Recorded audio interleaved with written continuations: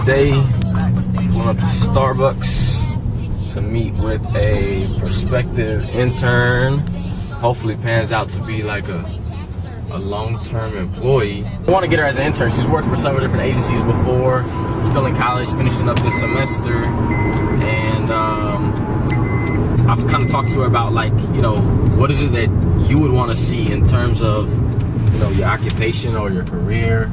I really want to see what type of position we can put her in if she's open to it. She has her own blog and has learned all the kind of went through the same path that I did to get, you know, to where I'm at right now. She's definitely got the go. She's got the juice. I really want to just kind of put a bid in the marketplace for her talent. She's young and vibrant, and that's really the culture that I want to establish, you know, at Influence Media Agency. I've been deciding to be an entrepreneur since I was 17. I can only say that I've been super blessed. Although the, you know, initial support or the initial, like, you know, encouragement to get in this space was there, along the way it hasn't been. You're mostly dealing with building out companies brand just from that angle, right? Like from a media publishing site, maybe like influencers, and understanding how to match those up with the clients that come from the agency side. On the agency side, though, then it would be, okay,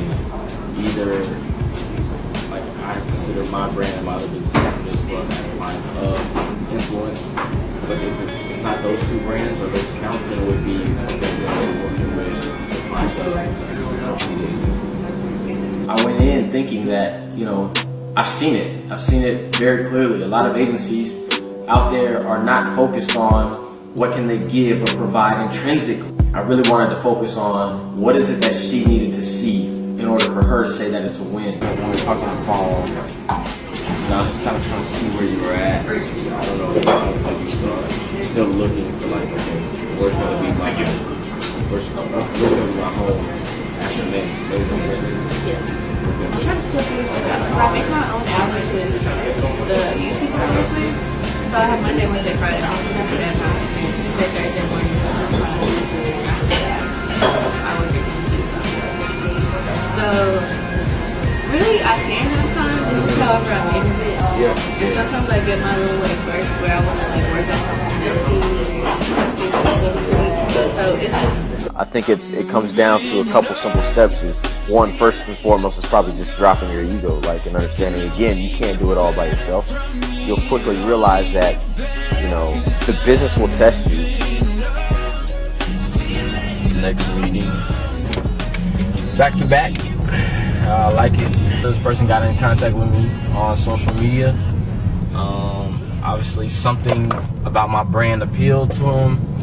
Started building conversation, and now we have some sort of a digital relationship. Now I figured, oh, let me take 5-10 minutes to kind of like build, you know, some type of semblance of a relationship offline. So just go in, have some juice or some coffee or tea or whatever, chop it up, and kind of see where he's at, what he's doing, what he's working on, what he needs, and if and how we can help. And that's that. Let's do it. You gotta make sure your breath is straight first. Any real successful CEO that you see, regardless of their method, is very keen or has become very keen at creating trusting relationships with an experienced team or network of people that actually help, you know, them create their vision. And so, you know, for me, the mistake I had made early on was thinking that in order to be successful in my business, I alone had to create that success, and it's not the case. Yeah, so that was really good. This is a genuine dude. Like, all he was really interested in was some time. That goes to speak to, like, what building a brand can do for you. Is like, he felt he had already received enough value from me to where he asked me what he could do for me, like what value he could bring to me and my brand. And so, again, like, if you would just take the time to first give before you ask for anything, sometimes you won't even have to ask. So anytime you're operating out of a place of longevity, the only thing that keeps anything together, the glue of any one organization over a long period of time, is culture. I've witnessed that in basketball teams that I've played on. I've seen that in the Marine Corps. And now I'm seeing it here in my own organization, right? The thing that keeps people around is, yeah, sometimes money, sometimes just fun, but overall, if I could sum it up into any one word, it would be culture. A platform where people feel that their values and their talents are being put on display. And so as an entrepreneur, you have to realize that it's almost really never about you. You know, being an entrepreneur is tough. For anybody to be with an entrepreneur, it takes a special kind of person. For me to, kind of reciprocate some value back to my partner, I take pride in showing up. Showing up speaks volumes. So going to her games every Tuesday and Friday out of the weekend, sometimes over the weekends when they have tournaments, it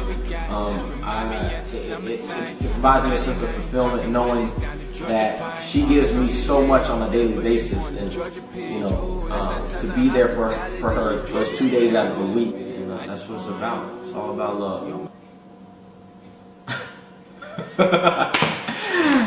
Oh shit. And so that's episode 4 of Drizzy Daily. I appreciate you guys coming around, sticking around and watching. I hope that the content's getting better. I hope that you're feeling more in touch with the show.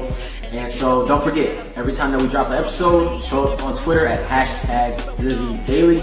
I'll be there to comment, engage with you guys, answer questions that you may have about the show, insights that may not have been shown, as well as maybe, don't sleep on me, but provide some more value that wasn't given on the show. So stick around for that. Super fucking grateful for you all, and we'll see you on the next episode. Drizzy Daily, episode 4. We're out.